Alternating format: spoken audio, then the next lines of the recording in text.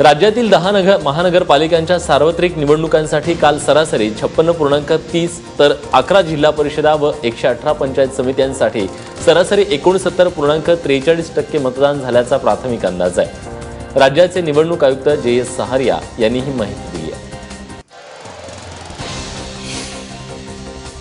मुंबई महानगरपालिकेची सत्ता काबीज करण्यासाठी स्वतः मुख्यमंत्री देवेंद्र फडणवीसांनी कस लावलाय, तर उद्धव ठाकरे पालिकेचा गड राखण्यात यशस्वी होतात का याकडे सगळ्यांचं लक्ष लागलंय। तर तिकडे पुणे आणि पिंपरी चिंचवड महानगरपालिकांसाठी पवार काका पुतण्यांची प्रतिष्ठा पणाला लागली आहे। मुंबईत मतदान संपल्यानंतर मुंबई काँग्रेसचे अध्यक्ष संजय निरुपम यांनी काँग्रेस नेत्यांवर आगपाखड केली आहे। मलाच हरवण्यासाठी काँग्रेसचे नेते राबले असा सनसनाटी आरोप निरुपम यांनी केलाय। एबीपी माझाशी बोलताना त्यांनी ही प्रतिक्रिया दिली आहे। नाशिक महानगरपालिकेसाठीही काल सरासरी 60% पेक्षा अधिक मतदान झालं। सर्वत्र 5:30 वाजता मतदान संपलं असलं तरी लोक रांगेत असल्यानं 7:30 वाजताही नाशिकमध्ये मतदान सुरूच होतं। येत्या 31 मार्च पासून रिलायन्स जिओची फ्री डेटाची ऑफर संपुष्टात येत असून 1 एप्रिल पासून नवे दर लागू होणार आहेत। काल मुकेश अंबानी यांनी याची घोषणा केली। दरम्यान अंबानींच्या घोषणेनंतर भारती एअरटेलच्या शेअर्समध्ये 2.2% तर आयडियाच्या शेअर्समध्ये 1.1% घसरण पाहायला मिळाली। उत्तर प्रदेशात मुख्यमंत्री अखिलेश यादव आणि काँग्रेसचे उपाध्यक्ष राहुल गांधी यांचा स्टेज कोसळला। मात्र स्टेज कोसळला त्यावेळी हे दोघेही स्टेजवर नव्हते। मात्र स्टेजवर पोहोचण्याआधीच कार्यकर्त्यांनी स्टेजवर गर्दी केली, त्यामुळे स्टेज कोसळला। कर्नाटकातल्या बेल्लारी जिल्ह्यात बसवेश्वर जत्रेत 60 फूट रथ कोसळून 6 भाविक गंभीर जखमी झालेत। बेल्लारी जिल्ह्यातल्या कोटूर गावात ही घटना घडली आहे। बसवेश्वर जत्रेच्या या रथोत्सवाला लाखाहून अधिक भक्त जमले होते। मुंबई महानगरपालिका निवडणुकीच्या तोंडावर मुंबई फर्स्टच्या माध्यमातून देण्यात आलेल्या जाहिरातींवर शिवसेनेनं आक्षेप घेतलाय। आमिर खानचा फोटो वापरून त्यात पारदर्शकतेला मतदान करा असं आवाहन करण्यात आलं होतं। शिवसेनेनं त्यावर तीव्र संताप व्यक्त केलाय।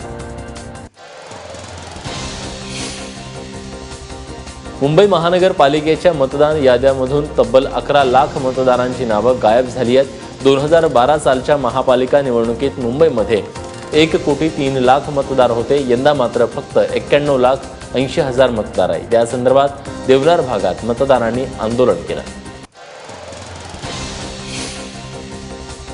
नागपूर महानगरपालिकेसाठी काल मतदानाचा उत्साह पाहायला मिळाला। नागपुरात मुख्यमंत्री देवेंद्र फडणवीस, केंद्रीय दळणवळण मंत्री नितीन गडकरी आणि सरसंघचालक मोहन भागवत यांनी आपल्या मतदानाचा हक्क बजावला।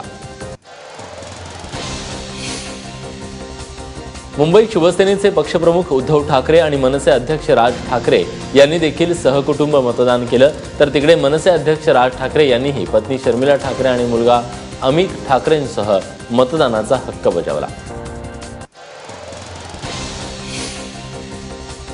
मुंबईतल्या महालक्ष्मीतील वॉर्ड क्रमांक 214 मध्ये शरद पवारांनी कुटुंबियांसह मतदान केलं।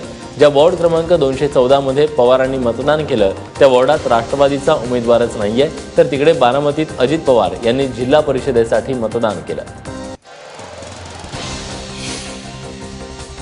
पुण्यातील भाजपचे आमदार योगेश टिळेकर यांनी काल बोगस मतदानासाठी लोक आणल्याचा आरोप सेनेकडून करण्यात येतोय। योगेश टिळेकरांच्या आई रंजना टिळेकर या नगरसेवक पदासाठी निवडणूक लढवत आहेत, त्यासाठी हे बोगस मतदार आणले जात असल्याचा आरोप सेनेनं केला।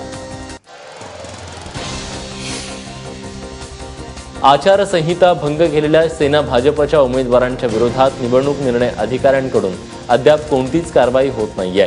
त्यामुळे माजी आदिवासी मंत्री मधुकरराव पिचड यांनी थेट उपोषणाचा मार्ग पत्करलाय। यावेळी 23 फेब्रुवारीपर्यंत कारवाई न झाल्यास थेट मुख्य निवडणूक आयुक्त सहारिया यांच्या कार्यालयाच्या समोर आंदोलनाचा इशारा पिचडाने दिला। अहमदनगरमधील बनावट दारूकांडातील मृत्यूचं तांडव अद्यापही सुरूच आहे। काल पुन्हा दोघा अत्यवस्थ रुग्णांचा बळी गेला। त्यामुळे आतापर्यंत या दारूकांडात 11 जणांचा बळी गेलाय। या घटनेमुळे संपूर्ण पांगरमल गावावर शोककळा पसरली आहे।